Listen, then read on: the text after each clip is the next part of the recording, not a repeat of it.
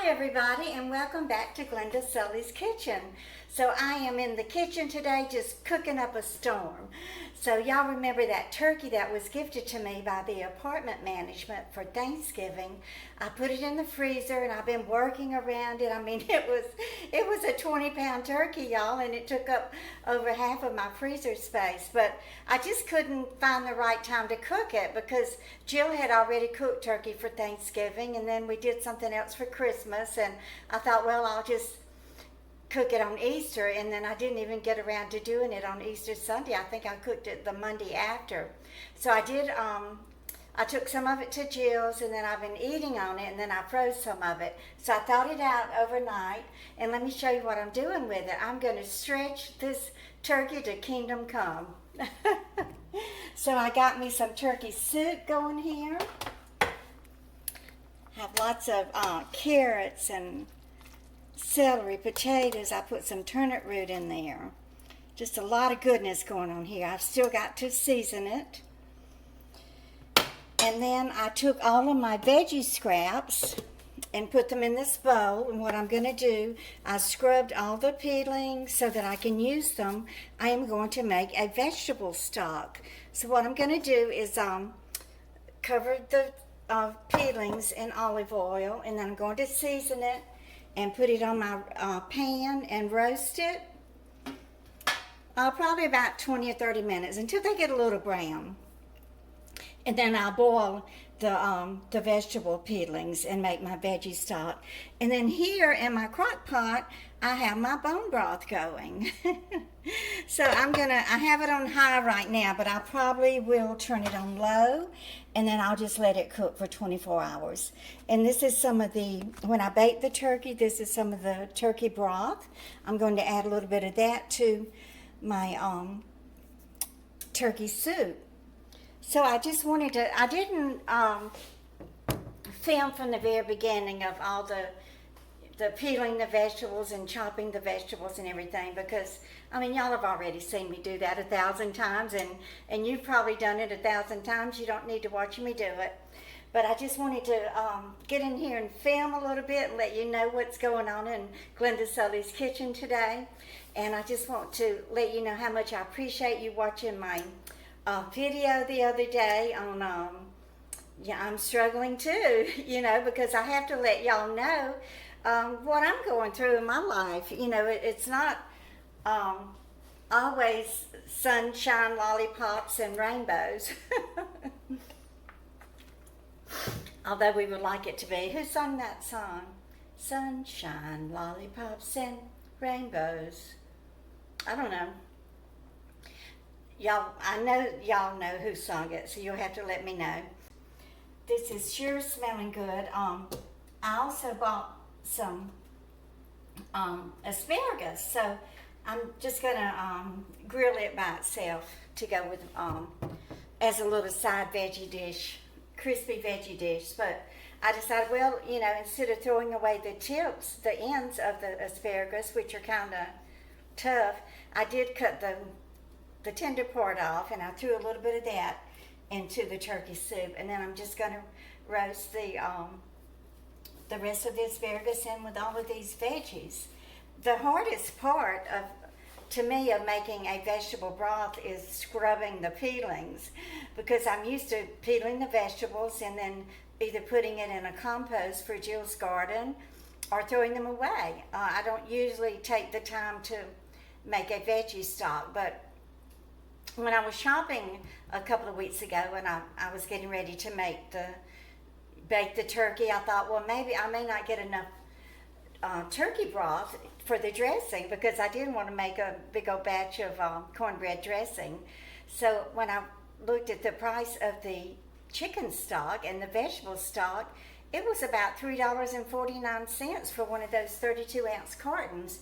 Well, I'm not going to pay that when I can make my own and get it for free. So I decided to put that back on the shelf and spend that $3.49 on something else. But it is really smelling good in here. I had bought some fresh thyme back when I was doing all that cooking back in January. So sometimes I will freeze it, but I decided, well, I just spread it out on a paper plate and let it dry. So I bagged that up and have that in a plastic bag. And then one of my subscribers sent me a bag of bay leaves. So I have thrown in a few bay leaves in here. I wonder, should I roast some of the bay leaves? Would that be good to roast? They're so thin to begin with. I'm afraid that they would burn, and I don't want my vegetable stock to have a burnt taste. I just want it to have a nice, freshly grilled taste to it. So let me see what else is going on. When I did my spring cleaning, I found these little Joe spikes, fertilizer spikes, and I had them in Asbury Park, and they did really good at fertilizing my house plants. So I thought, well, should I throw them away? Because my friend Bonnie had sent me a bag of fertilizer. Let's see if I can find it. This bag of Roberta's Bounty, and it has been doing a really good job. I just put like maybe a fourth of a teaspoon and 32 ounces of water, and I squirt that in my plants. I thought, well, it's not going to hurt anything to put a Joe spike in my plant, but let me show you what happened.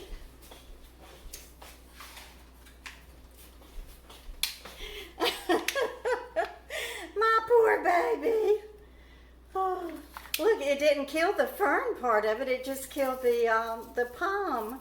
But I see a little bit of greenery right there. So with my green thumb, I think I can salvage it and bring it back to life. But that was the end of the Joe spikes, and I don't think I'll be buying them again because I love this Roberta's fertilizer. The first time I used it, it was during the winter, and my plants just thrived. All throughout the winter, they thrived. And I'm just dying for my peace lily to bloom. I think I see a couple of little blooms peeking through, so I'm really excited about that. That's the fun part of spring, is the beautiful weather and all of the plants blooming. And when do the dogwoods bloom over in East Tennessee and down in the South?